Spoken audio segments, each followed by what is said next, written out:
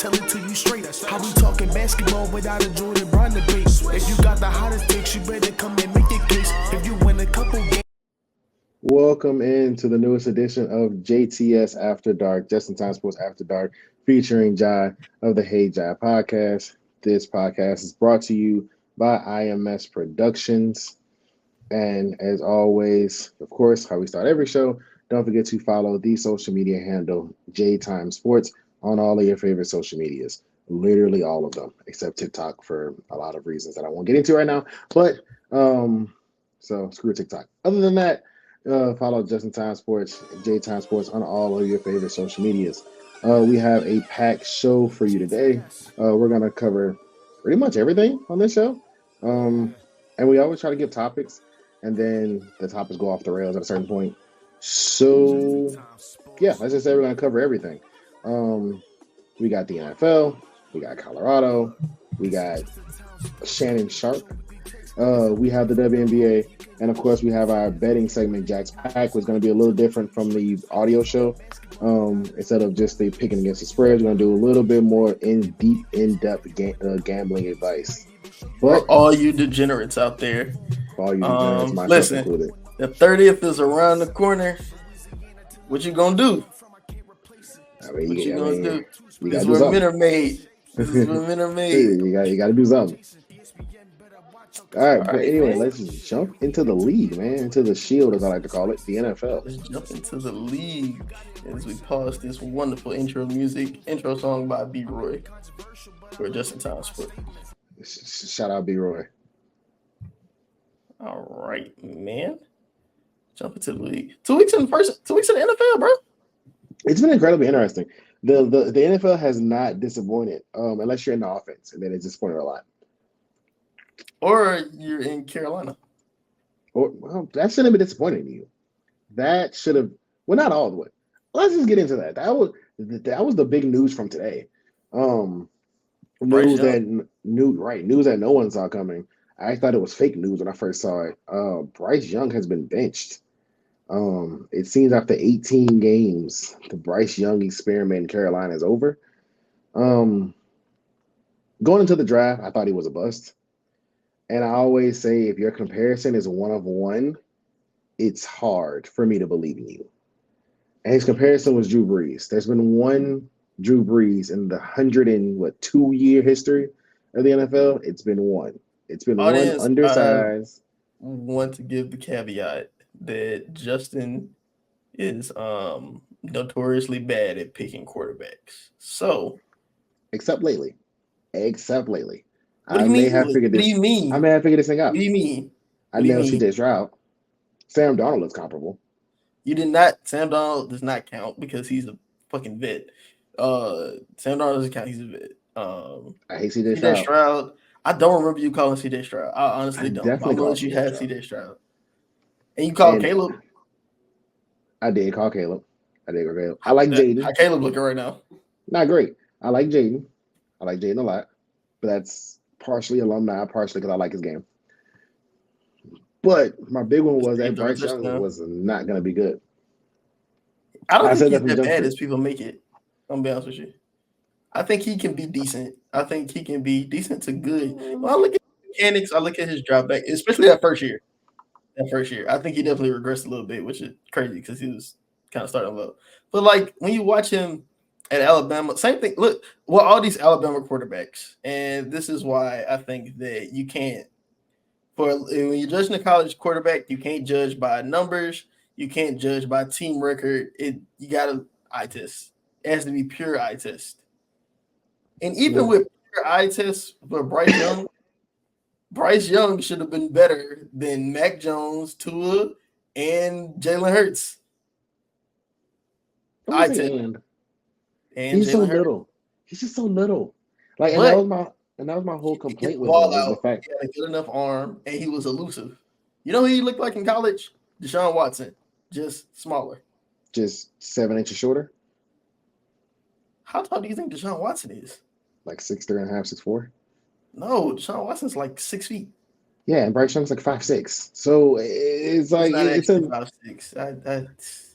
It's just in the because same you're finally neighborhood. taller than a professional athlete don't mean that you I'm taller can than multiple professional athletes, but he's small. Like he's Kyler But Murray the with height no isn't the legs. issue. It's not like he getting the balls batted down. Remember whenever Kyler Murray first came out Oh, that was and he bad exclusively had to throw the ball like outside the pocket because he couldn't throw it over the line. Yeah, because he couldn't see over the line, right? So like the whole him being small thing, everybody wants to make that an issue, but that's not the issue. When you watch Carolina play, he can't throw the fucking ball. But my thing is, like, yes, is his O line helping him? No. Is it They're the actually fact hurting him. They're doing the actually hurting opposite. him at a certain point? But again, he's not NFL big. He's not NFL athletic. He's accurate ish. He doesn't have anything to cover it up, which whenever No, it's not going well, he can't cover it he up, can't fix it. which is what we've seen from Mac, which is what we've seen from Tua.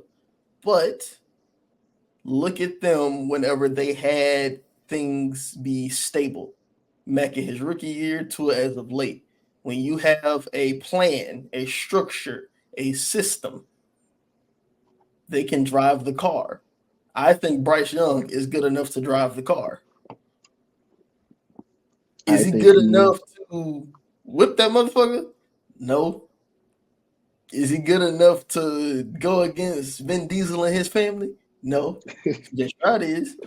But I think that he had got thrown into such a tumultuous situation in Carolina from the ownership down. They haven't done anything right with a quarterback since Cam Newton's rookie year.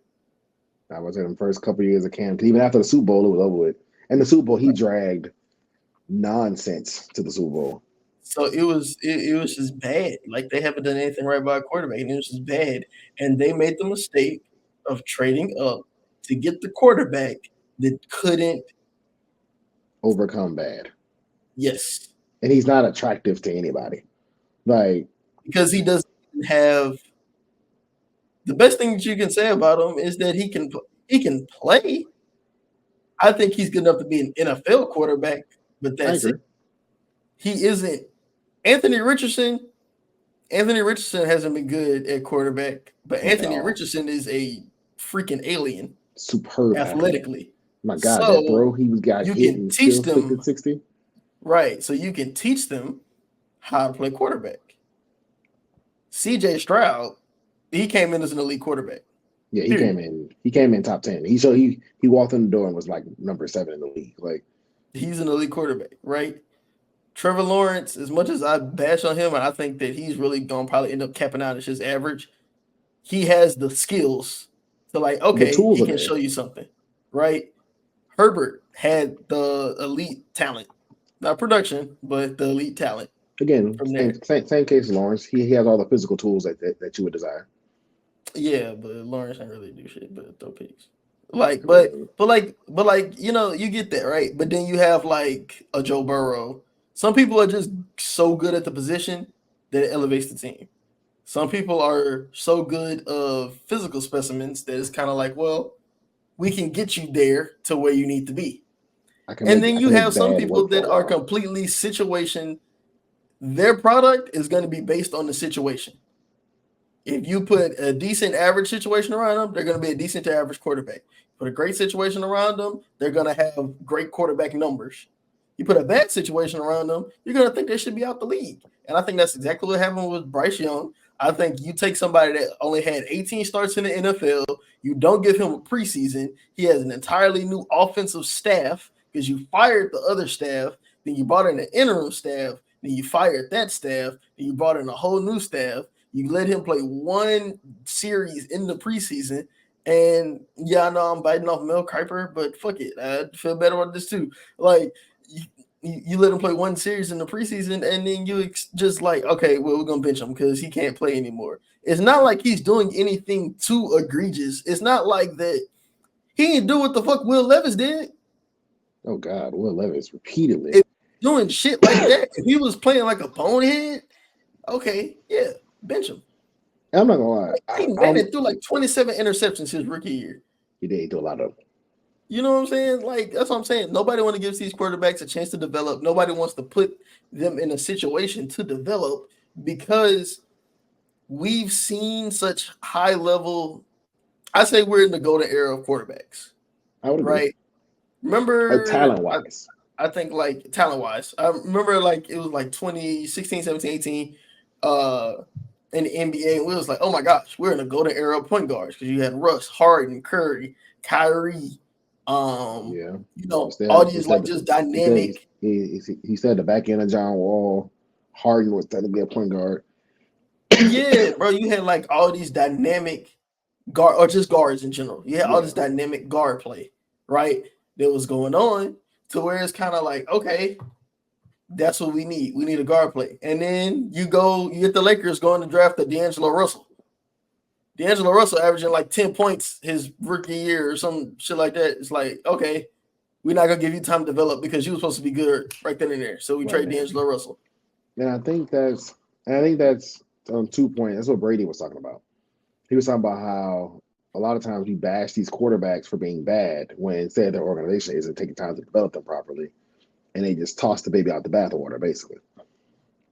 And but now, also at the same time, go ahead. I'm sorry. But also at the same time, my second point is they have so many, like when an NFL quarterback who knows he was a quarterback from a kid shows up in the league, he has 10,000 throws under his belt. Is the standard number. He's been playing QB since he was 4. He threw the ball in Pee Wee. He threw it in middle school. He threw it in high school. He threw it in college. He's been in all these camps. He's had these trainers. So by the time he gets to the league, he's a lot closer to his finished product than he would have been 20 years ago. Because I don't think that's true. Well, I mean, physically, no. But I'm saying mentally, no. But I'm saying when it's like in basketball. I think basketball is the case. Tim Duncan came out at 21, 22. Tim Duncan at 19 wasn't that. Like Tim Duncan at 21, 22 was able to show up next to David Robinson and go win a title. Tim Duncan at 19 was not doing that. But I think Tim Duncan is a bad case. Tim Duncan is a bad case there because I think that Tim Duncan would have been Tim Duncan at 19 solid. Still better than most of the other power forwards and that was coming in right there. Somebody who took a 3-4 year path. Okay, well look compare Tim Duncan to Kevin Garnett. Kevin Garnett came in at 19. And Kevin Garnett's a freaking nature. Like, but that's what I'm saying. Like, I think there's certain quarterbacks that don't need all the starts. Like CJ Stroud started 1 year and he's a top 25% QB in the league. Joe Burrow took 4 years. Joe Burrow took 4 years. Burrow's a lot closer to his finished product than Stroud is, purely off a rep count. So, and then there's certain physical attributes that allow you to go further. Like you talk about Anthony Richardson. His ceiling is ridiculous because he's Cam Newton reincarnated physically. And then he just doesn't have he's a 1 year starter. He didn't have the reps and the repeated camp, and he was playing multiple sports. Like he's a guy that wasn't a quarterback his whole life kind of thing. So he's behind the curve. But I'll say this. College, and this is kind of what Tom was saying, college was different because the offense that you're running in college is very similar to what you're going to run in the NFL. It was very, especially in the 80s, 90s, early 2000s. It was. You cannot do that in the NFL. We always say we'll see a trend for like a year and a half where maybe one team will start getting away doing stuff that they do in college. But then guess what? The RPO bubbles? That grown man physicality, that veteran savviness shuts all that shit down. Remember the Wildcat? Remember that was great for like a year and a half. That worked for like 18 months. And then the Jets went. Now you only see dudes run the Wildcat. Like on the goal line. On the goal line. Yeah. Miami Dolphins run over people for like 250, 300 yards a game. And they hit a Belichick. And that's the same thing with this fucking spread nonsense, which is why, like, honestly, that's like the spread offense will never win championship. But that, I guess I'll just move on to the next thing in part of the 2 weeks of the NFL. The rookies, because speaking of spread offense, got Kyler Murray and the Cardinals, so Marvin Harrison Jr. Welcome to the NFL. Marvin Harrison Jr. He showed up a week late, but he showed up a week late. That's because Fanatics didn't get that money right. Jaden Daniels, welcome to the NFL. Still 0-0. Still holding down 0 touchdowns, 0 picks. Jaden Daniels is exactly what I thought he would be in the NFL. And honestly, him and Bo Nix, I thought should have been closer him and Jaden Daniels, I thought would be closer to having the same output at this point. But Bo Nix to be as bad as he is horrible. Bo Nix is awful. But like, duh. Right? Like, dude, you couldn't dominate 18-year-olds and 25-year-old. But nobody's asking him to dominate, or they shouldn't be. But I'm saying even in college, like he didn't. But like Sean Payton, what that offense is, it's super friendly. Taysom Hill started quarterback for Sean Payton, bro. Sean Payton had so much belief in Taysom Hill. He put in escalators for if you ever become quarterback, your contract's gonna like triple basically. Yeah, and I think like bro, like how are you turning the ball over this much? It's offense for dummies. The only offense simpler than his QB wise is the Shanahan's. He even tailored his offense to what you ran at Oregon, and his offense already pretty close to what you ran at Oregon. Oregon, yeah. Like it's offense for dummies, and you suck. Like Bo can't get right. He just don't know. Had Bo there, that Bo don't know. Like, Caleb Williams. I know a lot of Justin Fields fanatics are feeling vindicated right now. For what? For what? Caleb Williams being bad through 2 games is not a race. Justin Fields being bad for 4 years. It doesn't work. Like, I'm sorry, but if I have to justify my guy being bad for 4 years off of your guy being bad for 2 games, I think of how bad my guy was. Like you see, at a certain point, I just stopped arguing the Sam Darnold point because it made me look worse and worse. I had to keep comparing him to rookies, and he was getting older, and they weren't. Like, he keep going to the. Yeah, he's not that old, but I had to keep going to the next person. Like, okay, well, he looked bad. Like, it looks bad. At a certain point, you got to stop arguing the point.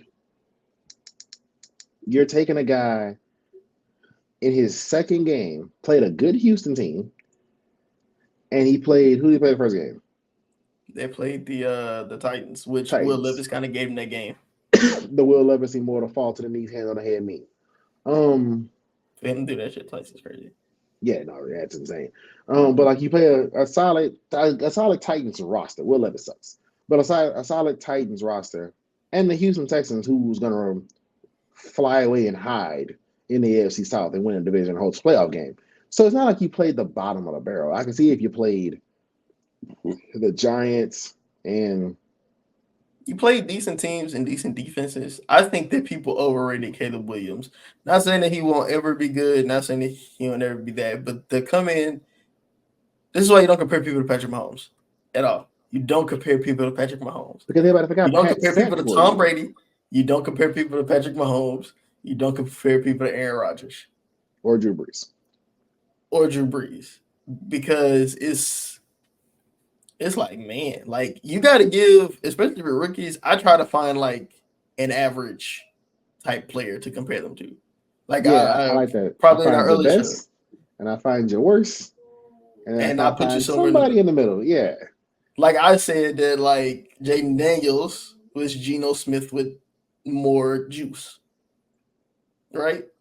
That's a good comparison. Not mad at that. All the media pundits is like, he's Lamar. He's Lamar. He's Lamar. Yeah, guess what? Lamar is not about to win a game off of 7 field goals, which we're about to get to Lamar in a minute. But I mean, Lamar ain't winning the game right now. Yeah, but you know what I'm saying? Like, I think that like that's unfair to put on a rookie's shoulder. You comparing them to MVPs and in Caleb Williams' case, he was being compared to literal Hall of Famers, literal GOATs. Which also, I think that a small part of the issue is when we look at those comparisons, we're not looking at the rookie versions. We're looking at the version we see in front of us. So people go, he's comparing to Patrick Mahomes. Patrick Mahomes is good as a rookie. Well, okay. No, Mahomes is different. Okay. People go like, Mahomes is different. He threw 50 touchdowns his first year starting. It's this year too. But I get your point. Like, okay, Lamar Jackson, for instance.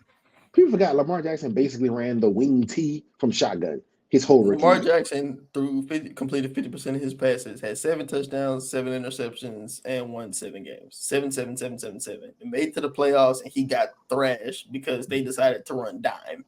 Yeah, the Chargers literally said, I'm going to put more speed on the field, and he got stuck. And he didn't know what to do. Yeah, I've never seen anybody confidently run dime against a heavy set and just was like, he can't throw it, so he's gonna chase him around. Like that's insane logic. Like he got booed off his own field in the playoff game. They literally say, you know what, we don't trust your quarterback to throw the ball, and we're gonna blitz fast people all game. Yep. Like people forget, like so we see the finished product of these players instead of their real comparison. Again, Mahomes is different. Take Mahomes out. But if the comparison to Peyton Manning, like we said earlier, Peyton Manning threw 27 picks as a rookie. Tom Brady watched Drew Bledsoe as a rookie. Like Tom Brady, listen, I know the whole Tom Brady wasn't good and care about defense thing is a little overblown, but people forget in that first Super Bowl run, Tom Brady, I think he got hurt in the conference championship. Drew Bledsoe got them to the Super Bowl. Yeah, Drew Bledsoe finished the championship game. It was a controversy for a couple of days. Who was going to actually stop the Super Bowl? Yeah, so it's kind of Bledsoe like came in and finished it. Tom Brady wasn't, setting the world on fire. Even Belichick said, he was like, hey, don't turn the ball over. He said, we got a good defense, a good kicking game. Come in, don't turn the ball over. And that's what he didn't do. And I think that, I think Peyton Manning is a better example because Tom Brady did have the luxury of, man, you was a backup in Michigan. And so you had time to develop. Your whole time in Michigan. You came into the NFL, you were a fourth string quarterback. They decided to keep 4 quarterbacks that year. In the modern day NFL, Tom Brady would have been cut. Tom Brady would have been a baseball player. Yeah. Tom Brady wouldn't have a chance to be Tom Brady. Come on, Michigan. Yep. He didn't play baseball. So he had a year to develop behind a Pro Bowler and the greatest coach of all time. Yeah. So he had time to develop. Who Tom always Peyton Manning, he still had time to develop. Now, granted, he was getting killed in the media, but the football people was like, hey, he's a kid. We're going to let him rock. His coach sucks. So let's go get him a coach. Yeah. So it's kind of like that's what these organizations don't do. They're okay, year 3, because everybody wants the 5th-year option thing, right? Yeah, everybody wants to decide on the 5th-year option by year 3, which so year 3, is he good? No, let's go get a new guy. He's kind of decent. All right, we got to keep him because we might not get somebody else to replace him. And I think that's the downside of the rookie pay scale. Because in the old days, Caleb Williams would have came out and signed for $70 million with the Bears immediately. So then you would have had no choice but to develop him because we're not going to just give away $50 million and try again. You know what I'm saying? Sign another quarterback for another $50 million. I'm going to try. Like Bryce Young would have signed for $60 million or $65 million coming out of school. There would have been nothing that the Panthers would have done to dump $65 guaranteed million out the window. It's not happening. Now Bryce Young makes $32 million over 4 years. I could dump that tomorrow. That doesn't do anything. I can spread over a few years. It's $7 million a year for the next 5 years. Oh well. I can keep trying. So the financial investment, especially for a businessman like David Tepper, I'm looking at what I can get for the price I can get. I can dump you, sign another you, and still don't equal a third of the quarterback contract coming out these days. I could be the worst team with a lot of quarterbacks. So yeah. So, but yeah, man. Shout out to these rookies. I think they got enough promise. I think across the board, offensively and defensively, Chop Robinson's been looking good. This is a good class. This was a good class. Really good. Let's get into some of the bits, man. Tua, another concussion. I struggle with this, and I'm glad I didn't do my audio show right after it happened. My opinion on it has changed. When it first happened, I was okay. He's gonna be out for a few weeks. I know what they're gonna do. He's gonna go. I didn't think they put him on IR, but I'm like, okay. They're gonna inactivate him for a few weeks. He's gonna come out of concussion protocol. He's gonna practice for a full week. They're gonna say he can go. The whole blah blah blah. Skip a week. He shows up in about a month. I have changed my stance. I think he should walk. And I totally the coach in me and the football fan lover in me is saying there's no way in hell I'm walking off till you drag me off. But he's done it. Like he's done his job. His job playing football. Different. Yeah, he's like going to sleep, like locking up concussions. Yeah, I forgot what they call it whenever your hand does that. I saw it on X and I hadn't. I forgot to say but basically his body is seizing up, and I don't think it's necessarily the number of concussions, but it's how concussions. It's what concussions he's getting. Like he's not like I don't even go to sleep on football and wake up and they're like, what happened? And then 2 months and a couple of days later they're like, oh, I remember it now. Like he's going to sleep and not remember what happened to him. Like he knows he was running, and he knew he was like at his house, and everything in between is just gone. And so like he in his contract, he can walk away tomorrow, no questions asked, and get $93 million. Exactly. If he gets medically retired, it's 163. You've done your job. His contract is only like 2 something anyway. I think it was like 210 or something like that. Yeah. So it was like you've done your job. Your job at quarterback was to from a person perspective, make money, set up your family for generations, enjoy your life. Yeah. And listen, to we don't want to see him hurt or anything like that. But I'm gonna judge him as the competitor. They should have never gave him that contract. Health risk aside, that before he got that concussion shows you exactly why you should have never paid him that contract. He is dog shit whenever it comes to playing good teams. He's not good. He's not it. And they and they want to use the weather. Like Kansas City was like, oh, it was the weather. It was whatever. It wasn't the weather. It was built to ass. He's not good at it. And like whenever they play good teams, and that whole team, truly, whenever they play good teams, they all go to shit. Aren't as good. Their numbers are super inflated because whenever they play the bottom of the league, they run it up 50. Yeah, they hit them for 50, 60. Because it could, and then when they play somebody with a pulse, they have 17 and Tua has like 4 turnovers, and you're wondering what the hell happened. Hold on, but it's just like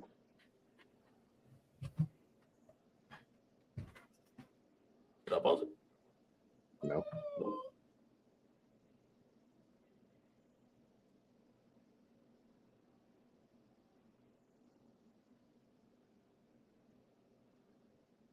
I think you paused you. Try to get it out.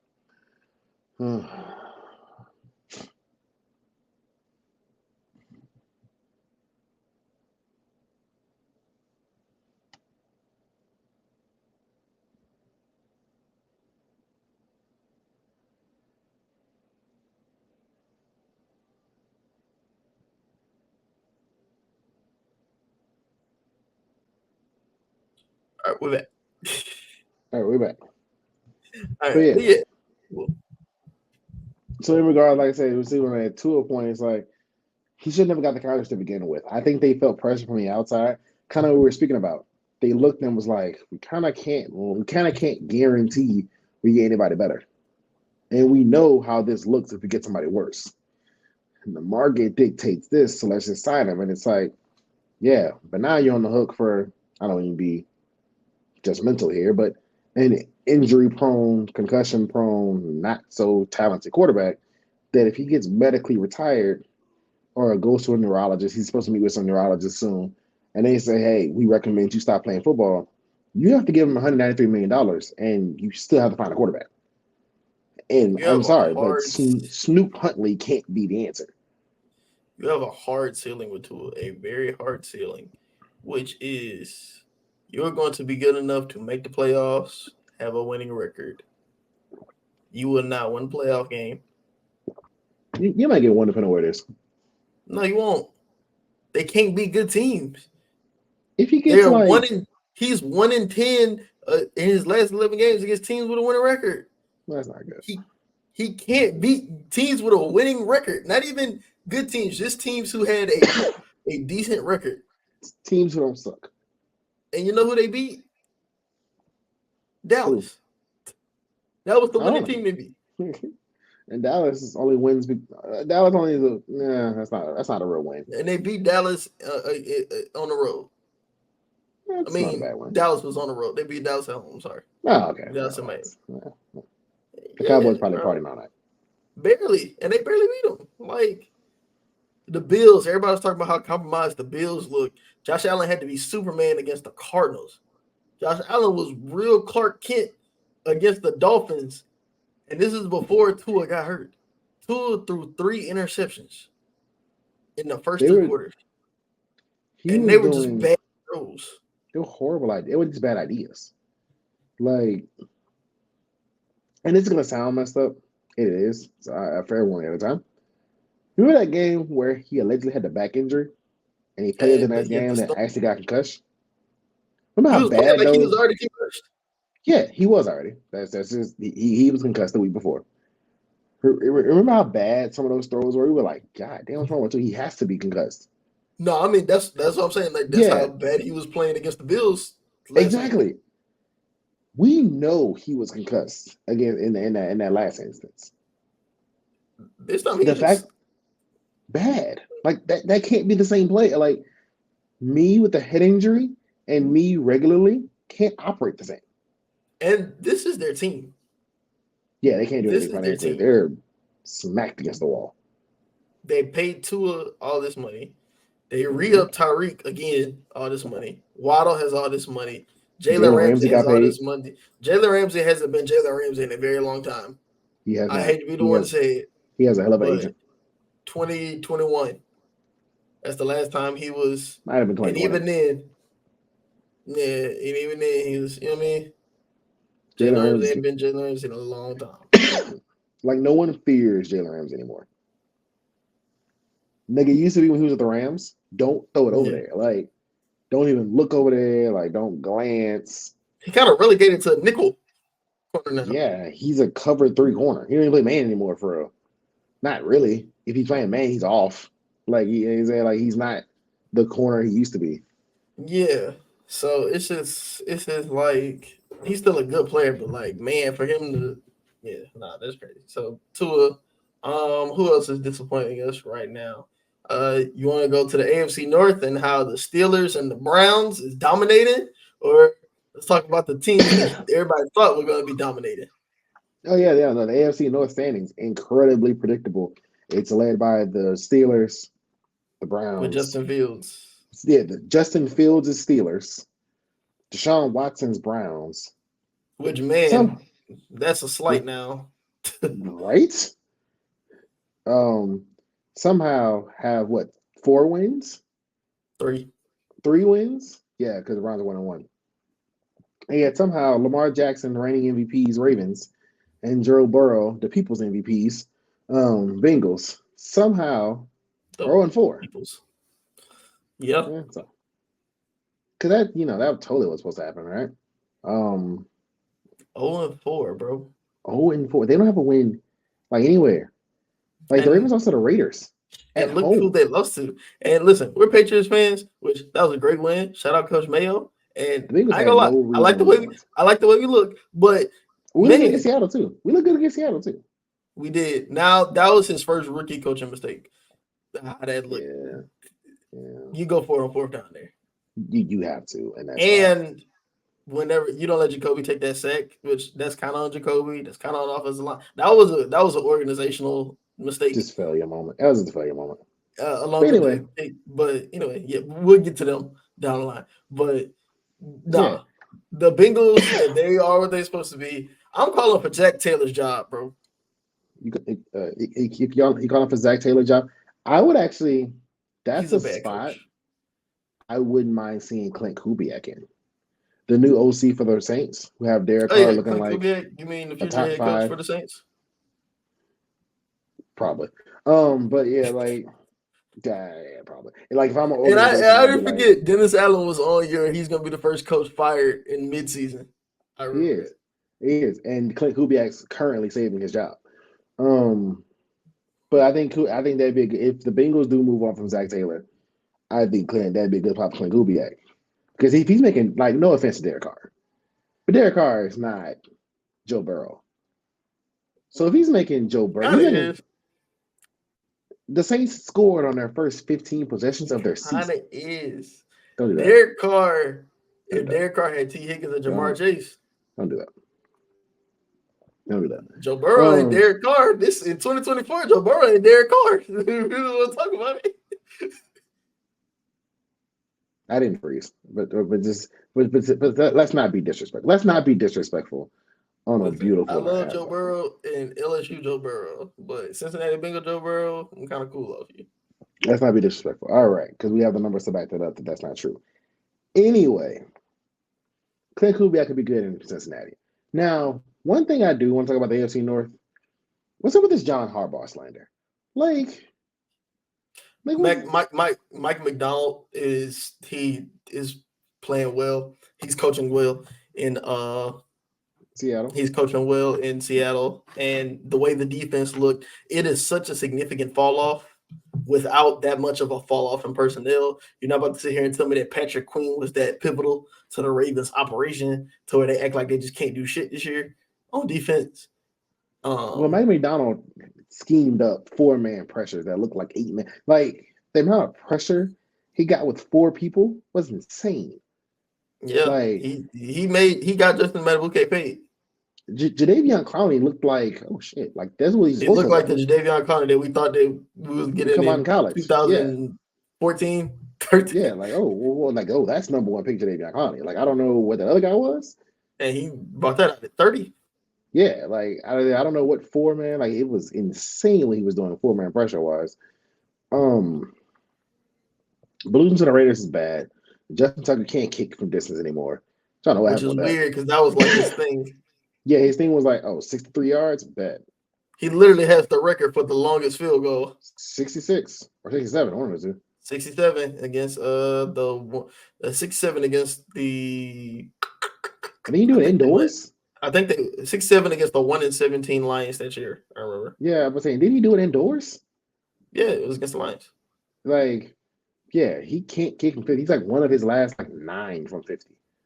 So your big advantage in the Ravens offense was just get to the 40. Fun fact, Justin Tucker is the only 2 misses this season from 50 yards as a kicker. Every other kicker in the NFL, there's been 37 attempted field goals from the 50. Justin Tucker is the only one to miss. It's 35 out of 37 has been made. Just Tucker is only responsible for the misses. All I'm saying is Adam Vinatieri wouldn't have missed. Especially the hit there. That's a kicker beef. That's disappointing by them. But the reason why I say we gotta get Zach Taylor out of there is because it's like, man, it's 5 years. Your players can't keep coming in unprepared. I'm sorry. They start off 0-1, 0-2 every year. The whole sitting in training camp thing, the whole sitting in the preseason thing, that's fine if you come in prepared. That means they were prepared and practice. It means they worked and practice. They don't look like they know what the hell's going on unless they play in the Chiefs. Yeah, when they play the Chiefs, they're like oh, okay. And like this scouting report, we got that. I'm not about to ever question the talent of. I'm not about to question the talent of Joe Burrow. I'm not about to question the talent of Jamar Chase. I'm not about to question the talent of T. Higgins. All right. Everybody else on that roster, talent aside, because they do have some good DBs, Cam Taylor-Britt, Dexter, and stuff like that. But in terms of preparation process and being where you're supposed to be and where you're supposed to be, outside of wide receiver and quarterback, you can't really freestyle how you're supposed to be. You have to be in a structure. You have to do your job. Nobody seems to know how to do their job unless they're playing the Chiefs. That's a coaching issue. Your team is unprepared, Zach Taylor. Repeatedly.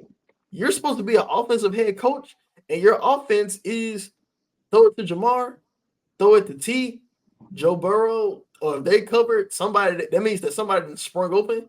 So we're gonna give it to fucking Ilyasovs or Yeah, your offense repeatedly starts off in the bottom third of the league yearly. Like I said, you're an offensive guy. Like that can't happen. I'm just gonna pull up team stats. Not gonna let me. Oh yeah, it is. All right, so right now the Bengals they're in the bottom third of the league in total yards per game. They are the bottom third in the league in passing. They're right in the middle in passing. And they're pretty low in rushing. They're the third worst rushing team in the league. And they let go of Joe Mixon. Because financially, they are another team that's fucking up. Pay your people. The cap. You either pay your people or move on them early so you can get draft picks to replace them. There's no reason that T. Higgins should be on this roster getting DNPs in his final year, or not even his final year, on a franchise tag. The Bengals are currently scoring 17.5 points a game. 2 touchdowns on the field goal. That's not, and their defense is playing well. It's not. I can see if they, one of those we got to throw every play because our defense is getting torched. No, because we scored 16, and the Chiefs scored 25.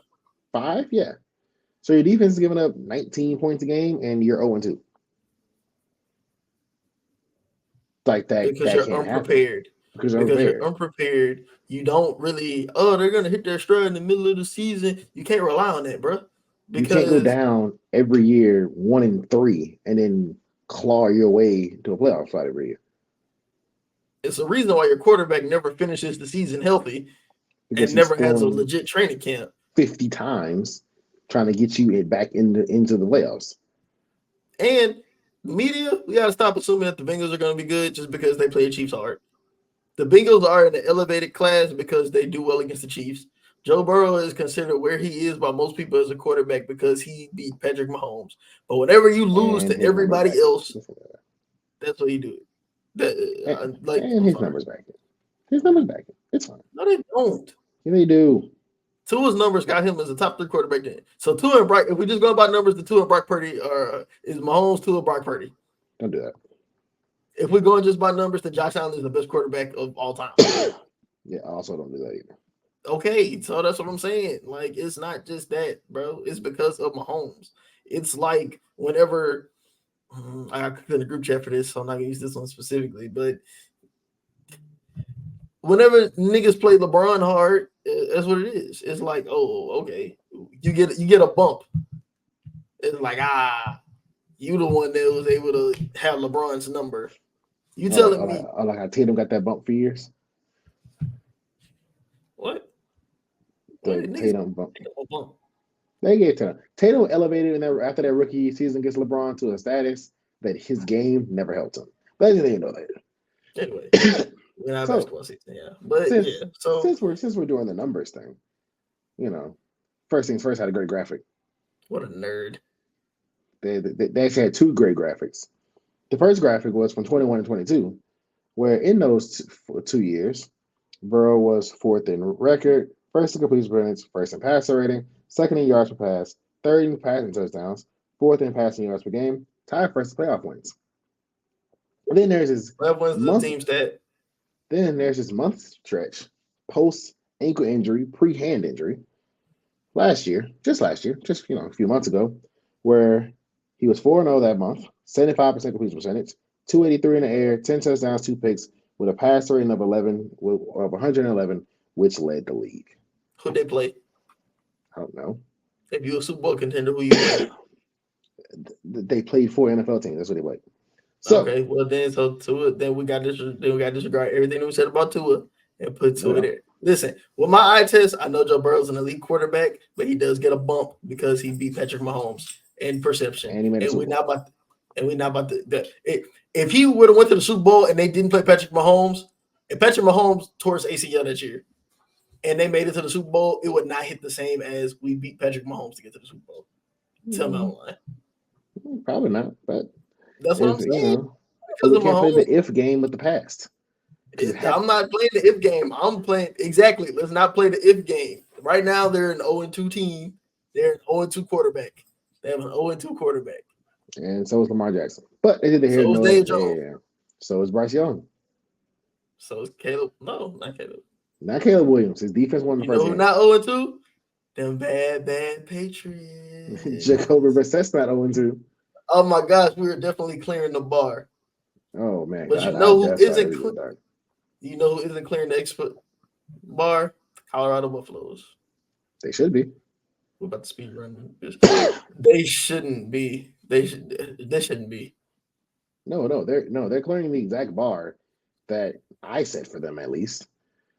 Not the general public bar, because everybody thought they was gonna be better than what they are, and they're exactly the same as they were last year. No, they're better than last year. Are they? Yes, they actually are. Because Colorado State pretty much brought back their same team, and that was, if you remember correctly, it was like an overtime thriller with that team last year, and they smacked up Colorado State this year. But Colorado State isn't a good team. I don't care about how they look against good teams, bro. They're supposed to be talked about as they're supposed to be one of the good teams in college football, and they're not. No. That should have never been the case. Colorado. Paul Feinbaum had it, and he got killed by Twitter America. He got killed for it. He got killed by uninformed Black Twitter America. I'm gonna say it. I'm gonna say it right here. I'm gonna call Umar for your ass. That's fine. People who rode the hype train, who never watched college football except to play the college football game, say that Colorado should have been this amazing playoff team. They're an 8-4 program, 7-5. Because I always give 18 to 23-year-olds a bad game that they should probably win. See Stanford last year. Last year they were 4-8. They should have been 7-5. They blew Stanford. They blew another game. They had like a 20-point lead in the second half. And they should have came back on USC. They were probably 30 seconds from beating USC. So they could have easily been 7-4-5 last year. They could easily be 1-2 this year if it wasn't for a bogus pass interference that first game. Not bogus, but just it was a bad. It was a bonehead. That's what I meant. Bonehead. No, it wasn't even tic-tac. It was just a bad. He definitely assaulted it. I don't remember what you talking about. Yeah, because it was undisciplined, but they are an 8-4, 7-5 little program. Which, considering 2 years ago Colorado was 1-11, major improvement. Like that's who they are. They're an improving program. They are a really solid team. You don't really want to play because they got all those weapons. But if you get them down and can pin your ears back, you're going to destroy them. So it's like they're a 7-5, 8-4 college team. Anybody who thinks other than that, anybody who thinks they're a 2-8-10 team, you're a hater. If you think they're an 11-1 team, you're delusional. Like, it's just at a certain point, they're 7-5, and that's okay. No, they're closer to like 4, 5, 6 wins. No, that's too far. They're a 7-5 team. Now, their schedule did them no favors. Like every good team in the Big 12, they play. Like their schedule did. They're supposed to be a good team. Favors. That's the thing. That's what I'm saying, bro. They're supposed to be a good team in the Big 12. They're a solid team. They're a solid team. I had them if they got hot. They have two of the best players in college right now. Yeah, they have two of the top 4 picks in the draft. And a bunch of guys. They have them all. Back in college football, and they have the best player in college football and some dudes. That's true. And they're 7-5. And that's okay. That's not going to win you 7 games. It's not going to win you 7 games because let's call it that coaching staff. Yeah, that's not great. I don't know where he's getting these DCs. What did he see? The play calling isn't good. Oh, God. Pat Shurmur. Why do you have Pat Shurmur? The offense is horrible in terms of play calling. It's throw it to Travis or throw it to Horn, and that's it. Like, find a way to get it to Travis or find a way to get it to Horn. I can't think of the kid's first name. Shedeur should be a pro-style pistol quarterback. You know who I would love to see Shedeur and Travis with offensive style? I would love to see them in what they're doing down at Ole Miss. My boy Dart. My boy Dart. The boy Dart looking good. He's not that good. Yeah, he's not that good. He's looking solid. I like and him. Lane Kiffin has a lot of people feel like I can always kind of tell. Yeah, congratulations. That doesn't win you much. I can always tell when a QB is not that good. A, from eye test, but B, whenever all these little clever stuff is happening, and he's nowhere in anybody's draft boards. Like, there's no way you should have the stats in the SEC Jackson Dart puts up every year, and like no one cares about you in the draft. Like, you're not even like mildly talked about. Like, he'd be a good day 2 guy. Exactly. With the stats he had, though, if you just blind resumed him with a stat, you'd be like, oh, he's got to be in the first round. Like, he's got to be a first-round QB. And then you watch it, and you go, most of this has nothing to do with you. Can't wait to see him on the Rams. Oh, my God. He's right behind. Let McVay mold him. Yeah, in year 4, he pops out like another quarterback, Stetson Bennett. That loser. Oh, Stetson Bennett right. was like 30 coming to the NFL. Yeah, no, He had no he chance. really, yeah, no, it was over with. He is 30 and he Bryce Young size. He's a little bigger. He's a little bigger than Bryce Young. Bryce Young closer to Kyler Murray than he is Stetson Bennett. True. All right. And final thoughts on that?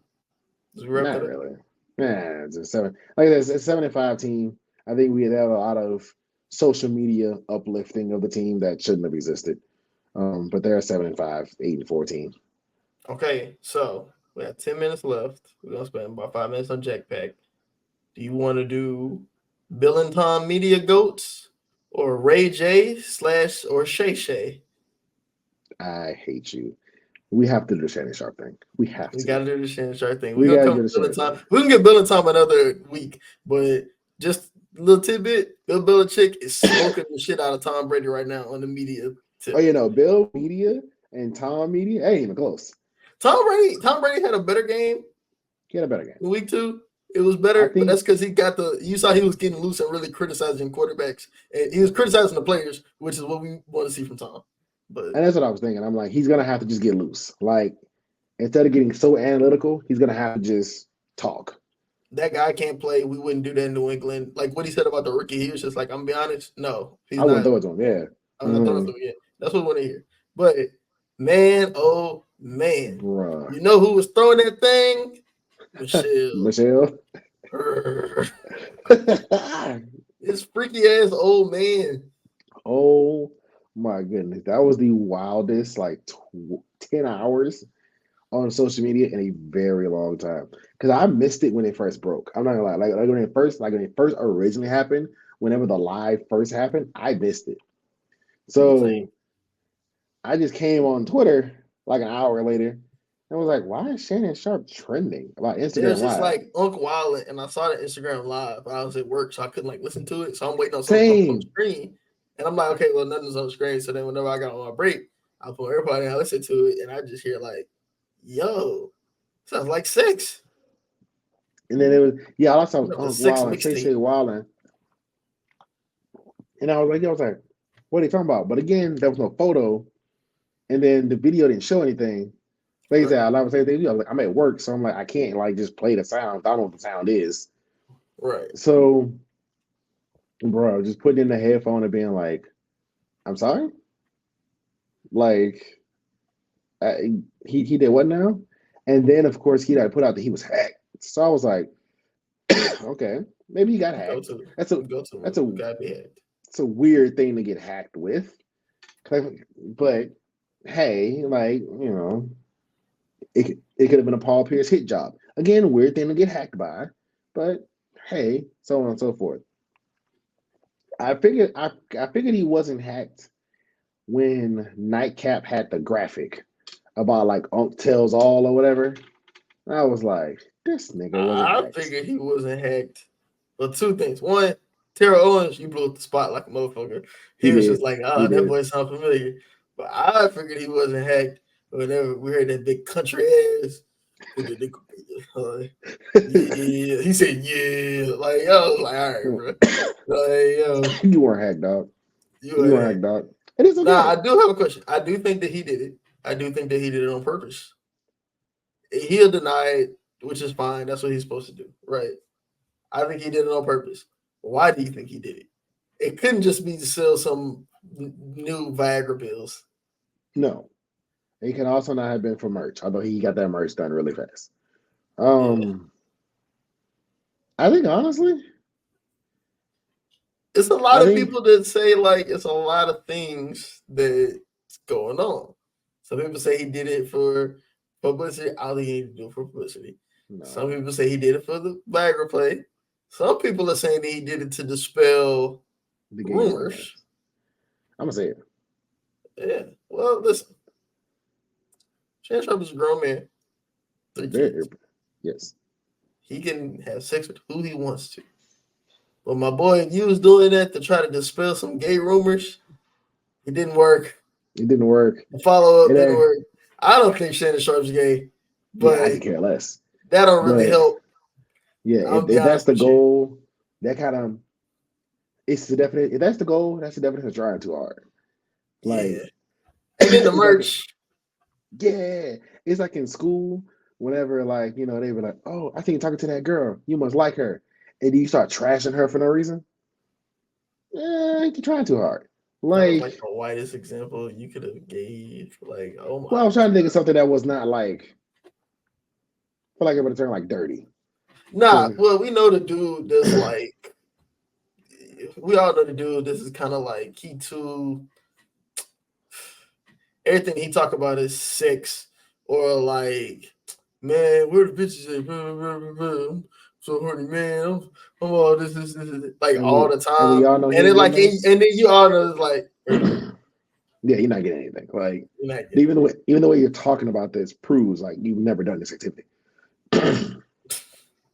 Like in your life, like you've never seen one in person. Like, yeah, so like I don't know. I think it was a funny moment. I think that they were doing good with the spike in the moment. I think that I think that he had good fun with him and Ocho. Then they had the roast the next day. I think that was cool. But the merch, the merch is a bit far.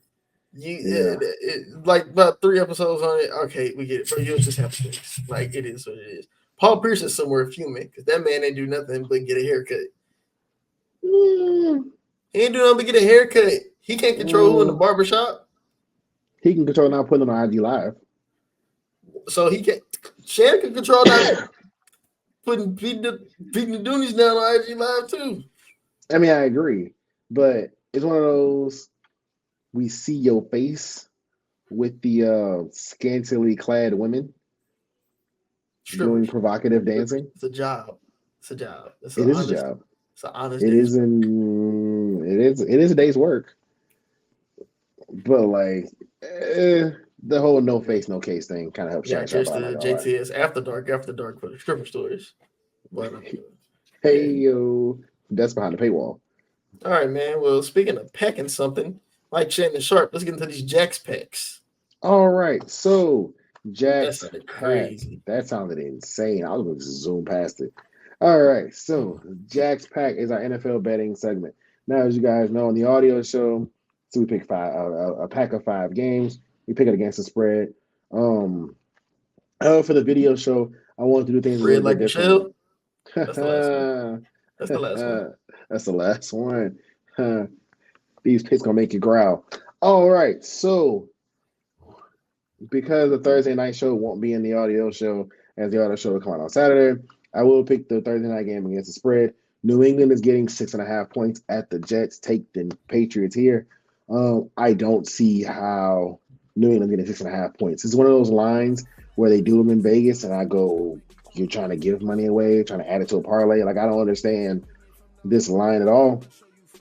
I think the Patriots probably win this game outright, but if they don't, it's going to be less than a touchdown. The Jets offense has been inept both games. The Patriots defense has been legit. The Jets run defense has been bad too. The Patriots can run the ball.